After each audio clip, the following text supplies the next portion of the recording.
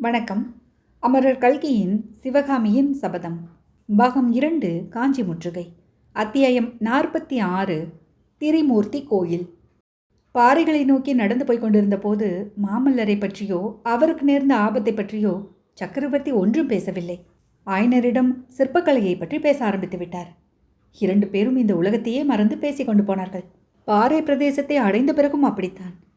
இந்த பாறையை யானையாக செய்யலாம், இதை சிங்கமாக செய்யலாம், இதை தேராக அமைக்கலாம், இதை வசந்த மண்டபமாக்கலாம் என்றெல்லாம் திட்டம் போட்டுக் கொண்டிருந்தார்கள். கடைசியாக ஒரு பெரிய பாறையை குடைந்து கோவிலாக அமைப்பதென்றும் கோயில் வேலையையே முதலில் தொடங்க வேண்டும் எனவும் தீர்மானித்தார்கள். இந்த ஒரே கோவிலில் 3 மூர்த்திகளையும் பிரதிஷ்டை செய்யலாம் ஆயனரே. 3 கர்ப்பகிரகங்களை அமைத்து விடுங்கள் என்றார் மகேந்திரர். சுவாமி, 3 மதத்தினருக்கும் தனித்தனியாக 3 கோவில்கள் அமைத்துவிட்டால் நல்லதல்லவா? சச்சரவுக்கு இடமில்லாமல் போகும் அல்லவா என ஆயனர் கேட்டார். 3 மதத்தினருக்கா?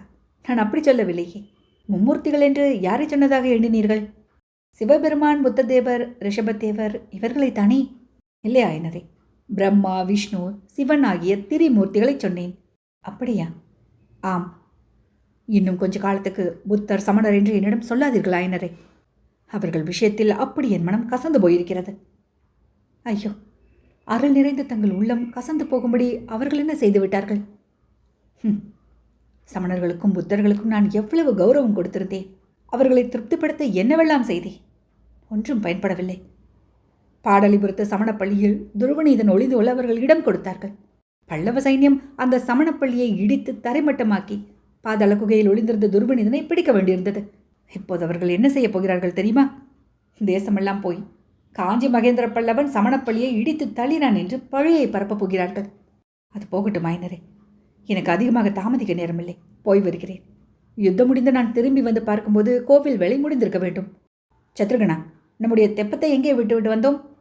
சீக்கிரம் போய் பார்த்து கொண்டு வா என்று கூறிவிட்டு, ஆயனரே, நீங்களும் கொஞ்சம் பார்க்கிறீர்களா?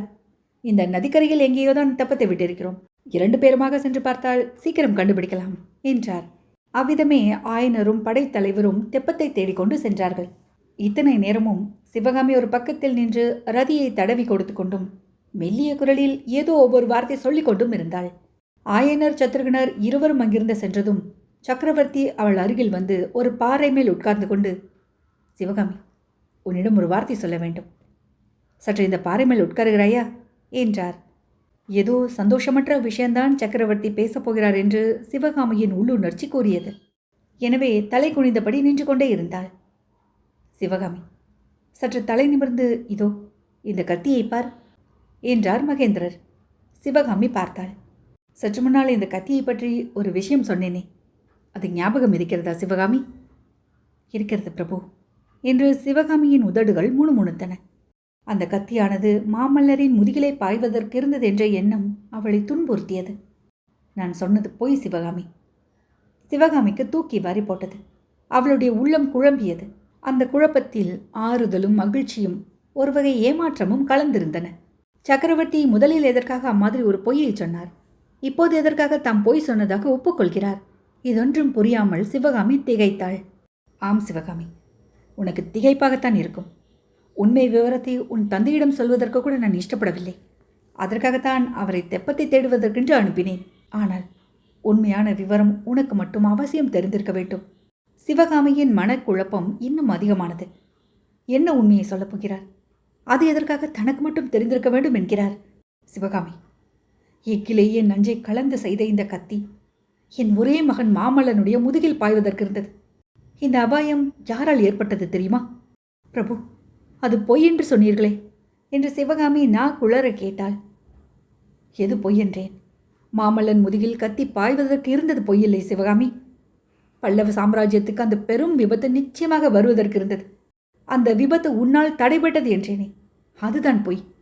சிவகாமி, நீ கேவலம் சாதாரண பெண்களைப் போன்ற கோழை அல்ல, நெஞ்சு துணிவு உள்ளவள். ஆகையால் தான் உன்னிடம் உண்மையை சொல்கிறேன். மாமல்ல பல்லவன் நேற்று இந்த மண்டபப்பட்டு கிராமத்திலே இந்த விஷ கத்தியினால் பின்னால் இருந்து குத்தப்பட்டு செத்து போயிருக்க வேண்டும். இந்த பாறையடியில், இந்த மகிழ மரத்தின் அடியிலேயே அவன் உடல் அனாதை பிரேதமாக விழுந்து கிடந்திருக்க வேண்டும்.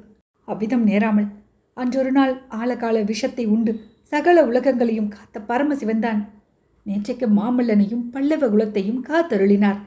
நேற்று மாலை அதே பாறையடியில் மாமல்லர் உட்கார்ந்து தன் செவிகளில் இணையற்ற காதல் மொழிகளை பொழிந்து கொண்டிருந்தார் என்பதை சிவகாமி நினைவு கூர்ந்த போது அவளுடைய தலை சுழல்வதற்கு ஆரம்பித்தது. சிவகாமி, கேள். வாழையடி வாழையாக வந்த பல்லவ குலத்தில் மாமல்லனை போன்ற ஒரு வீர மகன் இதுவரையில் தோன்றியதில்லை. இந்த பரந்த பல்லவ சாம்ராஜ்யம் இன்றைக்கு மாமல்லனை நம்பியிருப்பது போல் யாரையும் நம்பியிருந்ததும் இல்லை. அப்படிப்பட்டவன் நேற்றைக்கு இந்த பாறை அடியில் வஞ்சகமாக நஞ்சு தோய்ந்த கத்தியினால் பின்னாலிருந்து குத்தப்பட்டு செத்து விழுந்திருப்பான். தவம் செய்து பெற்ற என் ஏக புதல்வனை நான் இழந்து விட்டிருப்பேன். பல்லவ சாம்ராஜ்யமே நாதியற்ற ராஜ்யமாக போயிருக்கும். கவிகளிலும் காவியங்களிலும் புகழ்பெற்ற காஞ்சி சுந்தரி வைதவியம் அடைந்திருப்பாள். இந்த விபத்துகள் எல்லாம் நேர்வதற்கு காரணமாயிருந்தது யார் தெரியுமா என்று சக்கரவர்த்தி நிறுத்தி ஒரு பெருமூச்சு விட்டார். பிறகு கூறினார், நான் என் பிராணனுக்கு மேலாக கருதி யாரிடம் விசுவாசம் வைத்திருக்கிறேனோ அந்த ஆயன மகா சிற்பியின் அருமை மகள் சிவகாமிதான். இதை கேட்ட உடனேயே சிவகாமியின் உச்சந்தலையில் பளீரென ஒரு மின்னல் பாய்ந்தது. அந்த மின்னலிலிருந்து ஆயிரம் ஆயிரம் ஒளி கிரணங்கள் கிளம்பி நாற்புறமும் பாய்ந்தன. அத்தியாயம் 47. மழையும் மின்னலும். சிவகாமிக்கு சுய உணர்வு வந்தபோது தான் பாறையில் சாய்ந்து கொண்டு தரையில் உட்கார்ந்திருப்பதையும் சக்கரவர்த்தி தனக்கருகில் உட்கார்ந்து ஆசுவாசப்படுத்துவதையும் கண்டாள். பயபக்தியுடன் சட்டென்று எழுந்திருக்கவள் முயன்றபோது மகேந்திரர் அவளுடைய கரத்தை பிடித்து உட்கார வைத்து, வேண்டாம் என்று கூறினார். சற்று முன்னால் தன் காதில் விழுந்த விஷயம் உண்மைதானா அல்லது தன்னுடைய சித்த பிரமையா என்று கேட்பவள் போல் மகேந்திர பல்லவரை சிவகாமி இறங்கி நோக்கினாள். சக்கரவர்த்தி, குழந்தாய், மாமல்லனிடம் உன்னுடைய அன்பு எத்தகையது என்பதை காட்டிவிட்டாய். அவனுக்கு உன்னால் அபாயம் நேர்ந்தது என்றதும் உன் உணர்வையே இழந்து விட்டாய். இத்தகைய அன்பு நிறைந்த உன் இருதயத்தை நான் மேலும் புண்படுத்த வேண்டியவனாய் இருக்கிறேன் என்றார். ஐயோ, இன்னும் என்ன என்று சிவகாமி விம்மினாள். முக்கியமான விஷயத்தை இன்னும் உனக்கு நான் சொல்லவில்லை சிவகாமி. உன்னிடம் ஒரு வாக்குறுதி நான் கேட்கப் போகிறேன். மாமல்லனுடைய க்ஷேமத்துக்காக கேட்கப் போகிறேன். நீ மறுக்காமல் தர வேண்டும் என்றார். சிவகாமியின் குழம்பிய உள்ளத்தின் அடிவாரத்தில் ஒரு சிறிது தெளிவு ஏற்படத் தொடங்கியது. சக்கரவர்த்தியின் பேரில் அவளுக்கு ஏற்கனவே இருந்த சந்தேகங்கள் மீண்டும் தோன்றின. இவர் நம்மை ஏமாற்றி ஏதோ ஒரு சூழ்ச்சியில் அகப்படுத்த பார்க்கிறார். ஜாக்கிரதையாக இருக்க வேண்டும் என்று எண்ணினாள். தன்னால் மாமல்லருக்கு அபாயம் நேர்ந்ததாக சற்று முன் சக்கரவர்த்தி கூறியதில் கூட அவநம்பிக்கை ஏற்பட்டது. தன்னை தனிமைப்படுத்தி வைத்துக்கொண்டு எதற்காக இப்படியெல்லாம் இவர் பேசுகிறார்? இவருடைய நோக்கம்தான் என்ன? தலை குனிந்த வண்ணம், பல்லவேந்திரா, தாங்கள் சொல்வது ஒன்றும் என் மனதில் பதியவில்லை. மாமல்லருக்கு என்னால் அபாயம் நேர்ந்தது என்று சொன்னீர்களே, அது எப்படி என கேட்டாள். குழந்தை, உன் மனதை அதிகமாக வருத்தப்படுத்த வேண்டாம் என்றுதான் நான் அதை பற்றி சொல்லவில்லை. நீயே கேட்கிறபடியால் சொல்கிறேன். காஞ்சியில் உன்னுடைய அரங்கேற்றம் நடந்த 2 நாளைக்கெல்லாம் உங்கள் அரண்ய வீட்டுக்கு நான் வந்தேன் அல்லவா? அப்போது உன் தந்தையிடம் சில விஷயங்கள் சொன்னேன். நீயும் கேட்டுக்கொண்டிருந்தாய். உன்னுடைய கலை தெய்வீக கலை என்றும் அதை தெய்வத்துக்கே அர்ப்பணமாக்க வேண்டும் என்றும் சொன்னேன். உனக்கு நினைவிருக்கிறதா? சிவகாமிக்கு நினைவு வந்தது. அதை இப்போது எதற்காக சொல்கிறார் என்று அவள் உள்ளம் சிந்தித்தது. முகத்தை நிமிர்த்தாமல் குனிந்த வண்ணம், நினைவு வருகிறது என்றாள். குழந்தாய், தெய்வத்துக்கு உரிமையாக்க வேண்டிய பொருளை மனிதர்களுக்கு உரிமையாக்க முயன்றால் அதனால் தீங்கு வராமல் என்ன செய்யும்? ஏதோ இந்த மட்டும் மாமல்லன் உயிர் தப்பி பிழைத்தது பல்லவ ராஜ்யம் செய்த பாக்கியந்தான்.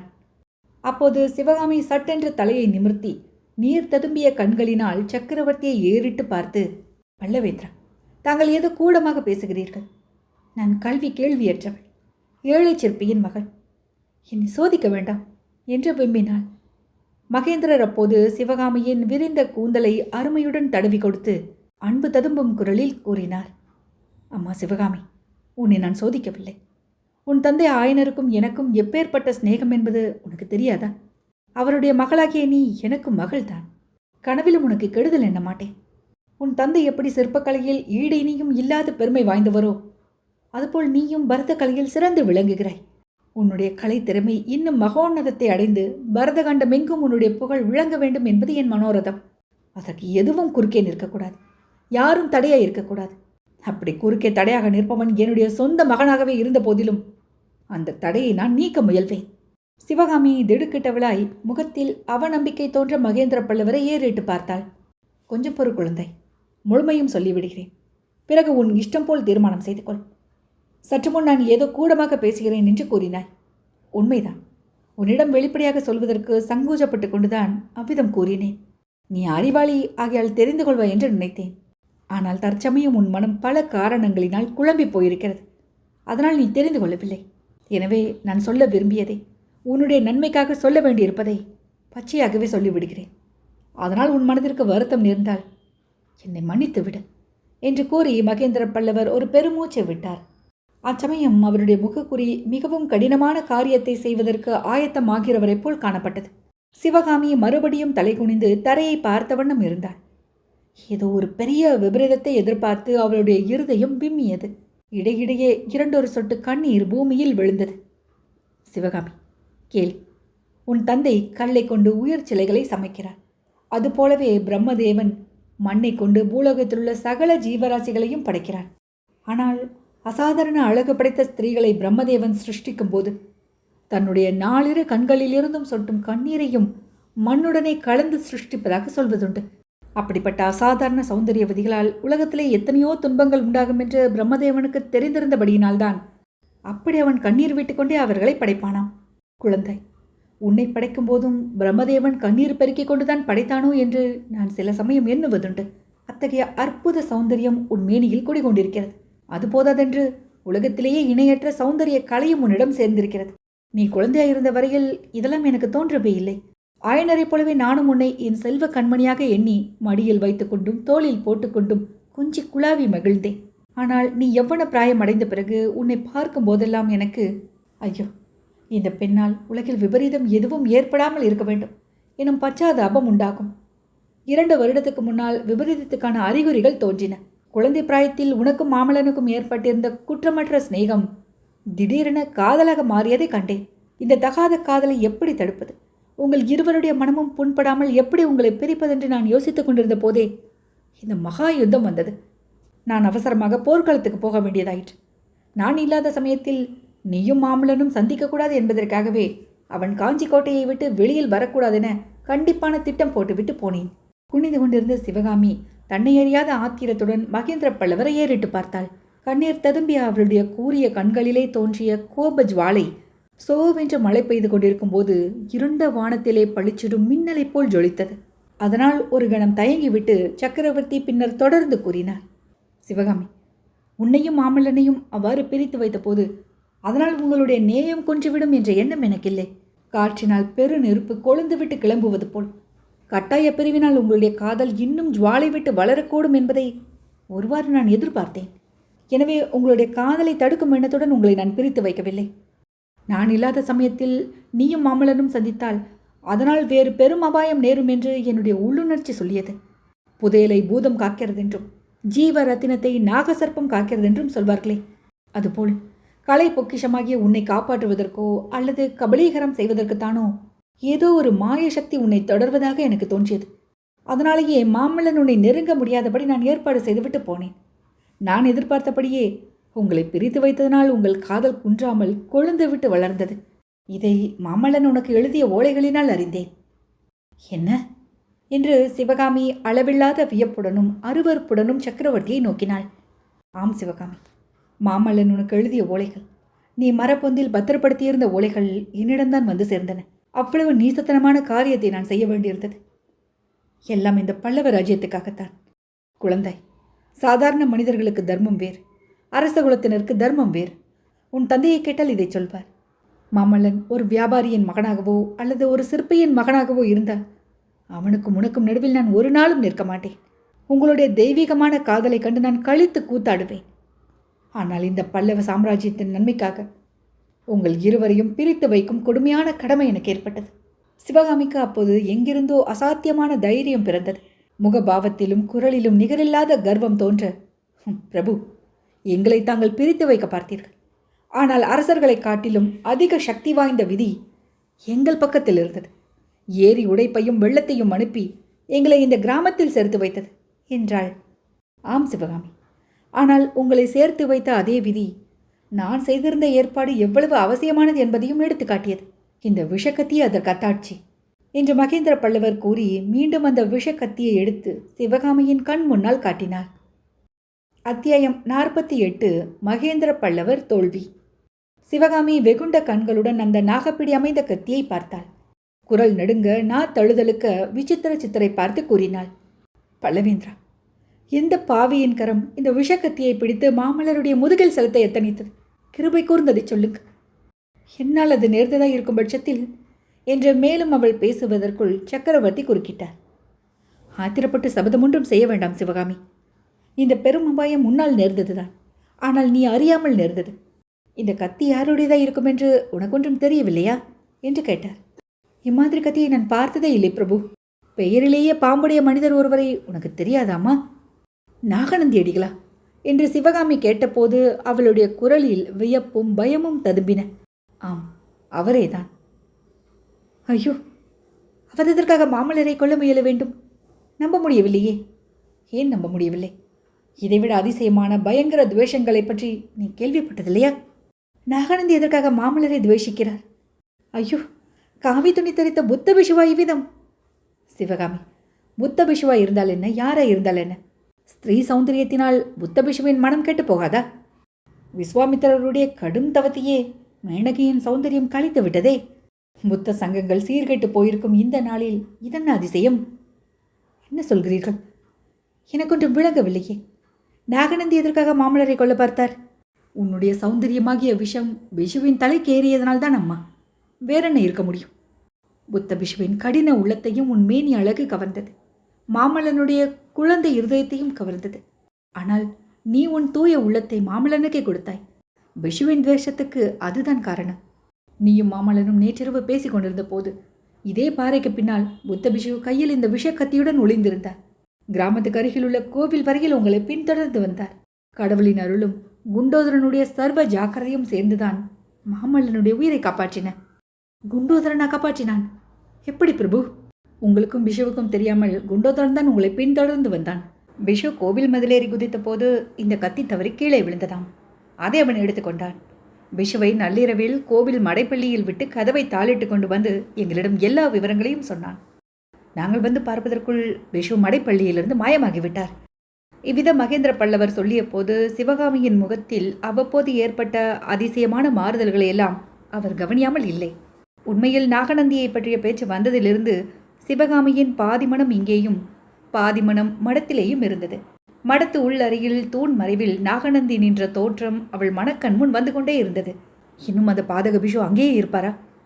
இருந்தால் சக்கரவர்த்தியின் கையிலுள்ள கத்தியை வாங்கி கொண்டு போய் அவரை தன் கையாலேயே கொன்றுவிட வேணும் என்று சிவகாமிக்கு ஆத்திரம் பொங்கிக் கொண்டு வந்தது. பல்லவேந்திரா, அப்பா எங்கே? நான் உடனே மடத்துக்கு போக வேண்டும் என்றாள் சிவகாமி. தாயே, என் கோரிக்கையை நீ இன்னும் கேட்கவே இல்லையே. நான் கோரி வந்த வரத்தை கொடுக்கவில்லையே. இப்படியெல்லாம் பேசி ஏன் என்னை வதைக்கிறீர்கள்? சிற்பியின் மகளுக்கு கட்டளை இடுங்கள். கட்டளை இல்லை அம்மா, உன்னிடம் வரந்தான் கோருகிறேன். அதுவும் எனக்காக கோரவில்லை, பல்லவ சாம்ராஜ்யத்திற்காக கேட்கிறேன். இந்த சாம்ராஜ்யத்தை பெரும் விபத்திலிருந்து காப்பாற்றும் சக்தி இப்போது உன் கைகளில் இருக்கிறது. நான் என்ன செய்ய வேண்டும்? மாமல்லனுக்கு ஓலை எழுதி தர வேண்டும். என்ன ஓலை என்று சிவகாமி கேட்டாள். மாமல்லனை நீ விடுதலை செய்வதாக எழுதி தர வேண்டும். உன்னை மறந்து விடும்படி எழுத வேண்டும். பிரபு, இந்த ஏழை பெண்ணை ஏன் இப்படி சோதனை செய்கிறீர்கள்? மாமல்லரையாவது நான் விடுதலை செய்யவாவது. என்னை மறக்கும்படி அவருக்கு நான் எப்படி எழுதுவேன்? நான் சம்மதித்தாலும் இந்த கை சம்மதியாது சுவாமி. சிவகாமி, காஞ்சிக்கு 3 காத தூரத்தில் வாதாபியின் படைகள் வந்திருக்கின்றன. ஆயினும் நான் இங்கே உன்னுடன் வாதாடி கொண்டிருக்கிறேன். இதிலிருந்து என்னுடைய கோரிக்கை முக்கியமானதுன்னு உனக்கு தெரியவில்லையா? உண்மையை இன்னும் பட்டவர்த்தனமாக சொல்கிறேன் கேள். வாதாபியின் சமுத்திரம் போன்ற சைன்யங்களை எதிர்த்து நிற்பதற்கு வேண்டிய படைபலம் இப்போது பல்லவ ராஜ்யத்துக்கு இல்லை அம்மா. இந்த நிலைமையில் தெற்கே இருந்து பாண்டியனுடைய பெரும் படையும் பல்லவ ராஜ்யத்தை தாக்க வந்து கொண்டிருக்கிறது. நீ மனம் வைத்து என் கோரிக்கையை நிறைவேற்றினால் பாண்டிய சைன்யம் பல்லவ சைன்யத்துடன் சேர்ந்துவிடும். இரண்டும் சேர்ந்தால் வாதாபி படைகளை வெற்றி கொள்ளலாம். சிவகாமி, பல்லவ ராஜ்யத்துக்கு இந்த மகத்தான உதவியை நீ செய்வாயா? எனக்கும் பாண்டியர் படையெடுப்புக்கும் என்ன சம்பந்தம் பிரபு? பல்லவ ராஜ்யத்துக்கு இந்த ஏழை சிற்பியின் மகள் என்ன உதவியை செய்ய முடியும்? உன் மனதை புண்படுத்த வேண்டாம் என்று பார்த்தால் நீ விடமாட்டேன் என்கிறாய் சிவகாமி. பாண்டிய ராஜகுமாரியை மாமல்லனுக்கு கல்யாணம் செய்து கொள்ளுமாறு தூது அனுப்பினார்கள். அதற்கு மாமல்லன் இணங்காதபடியால் பாண்டியனுடைய சைன்யம் நம் மீது படையெடுத்து வருகிறது. கல்யாணம் செய்து கொள்வதாக சம்மதம் தெரிவிக்க வேண்டியதுதான். உடனே பாண்டிய சைன்யம் நம்முடன் சேர்ந்துவிடும். நீ மாமல்லனுக்கு விடுதலை கொடுத்தால் அவனை இதற்கு இணங்க செய்வேன். என்ன சொல்கிறாய் தாயே? பல்லவ ராஜ்யத்துக்கு உயிர் பிச்சை அளிப்பாயா என்று மகேந்திரர் இறைஞ்சினார். சிவகாமி பூமியில் சட்டென்று உட்கார்ந்து மாட்டேன், மாட்டேன், என்னால் முடியாது என்று அலறினாள். பின்னர் விம்மிக்கொண்டே, பல்லவேந்திரா, உங்களுடைய கையில் உள்ள விஷக்கத்தியை என் மார்பிலை பாய்ச்சி கொன்று விடுங்கள். தங்கள் குமாரருக்கும் விடுதலை கிடைத்துவிடும். பல்லவ ராஜ்யமும் காப்பாற்றப்படும். ஒரு பெரிய ராஜ்யத்தை காப்பதற்காக ஒரு அபலையை கொன்றால் என்ன? கத்தியை எடுங்கள் பிரபு. தங்களுக்கு தைரியம் இல்லாவிட்டால் கத்தியை இங்கே கொடுங்கள். நானே என் மார்பில் செலுத்திக் கொள்கிறேன் என்றாள். சிவகாமி, நீ ஜெயித்தாய், நான் தோற்றேன் என்றார் மகேந்திரர். பாறையடியில் மேலே கூறிய சம்பாஷணை நடந்து ஒரு நாழிகைக்கு பிறகு சிவகாமியும் ஆயனரும் மண்டபப்பட்டு கிராமத்தை அடைந்தார்கள். மடத்து வாசலை அணுகியதும் சிவகாமி மிகவும் பரபரப்புடன் முதலில் பிரவேசித்து அறைக்குள்ளே சென்று பார்த்தாள். தூண் மறைவில் பிஷுவை காணவில்லை. மடத்திற்குள் வேறு எங்கேயும் அவரை காணவில்லை. ஏதோ ஒரு சந்தேகம் உதிக்கவே அவசரமாக சென்று தனது ஆடை ஆபரண பெட்டியை திறந்து பார்த்தாள். கையினால் பலமுறை துளாவி பார்த்தாள். ஆடை ஆபரணங்களை எல்லாம் எடுத்து உதறி பார்த்தாள். எப்படி பார்த்தும் சக்கரவர்த்தி கொடுத்த சிங்க முத்திரையுள்ள இலச்சினியை காணவில்லை. அதே சமயத்தில் வராக நதிக்கு அக்கறையில் ரதசாரதி கண்ணபிரானிடம் புத்தபிஷு மேற்படி சிங்க இலச்சினியை காட்டிக் கொண்டிருந்தார். காட்டி தன்னை அவனுடைய ரதத்தில் காஞ்சி மாநகருக்கு விரைவாக அழைத்து போகும்படி கட்டளையிட்டார். கண்ணபிரான் தயக்கத்துடன் அந்த கட்டளையை ஒப்புக்கொண்டு பிஷுவை ரதத்தில் ஏறும்படி கூறினான். இதையெல்லாம் சற்று தூரத்தில் மரங்களின் மறைவில் நின்று சக்கரவர்த்தியும் சத்ருகணனும் பார்த்து கொண்டிருந்தார்கள். சத்ருகணன் பாய்ந்து சென்று கண்ணபிரானை தடுப்பதற்கு எத்தனித்த போது சக்கரவர்த்தி அவனுக்கு சமிஞை செய்து நிறுத்தினார். புத்தபிக்ஷு ரதத்தில் ஏறுவதையும் கண்ணபிரான் வேண்டா வெறுப்பாக ரதத்தின் குதிரைகளை தட்டி விடுவதையும் வீரர்கள் ரதத்தை பின்தொடர்ந்து செல்வதையும் அவ்விருவரும் பார்த்து கொண்டு சும்மா நின்றார்கள். சத்ருகணனுடைய முகத்தில் கோபம் குதித்தது. சக்கரவர்த்தியின் முகத்திலோ புன்னகை தவழ்ந்தது.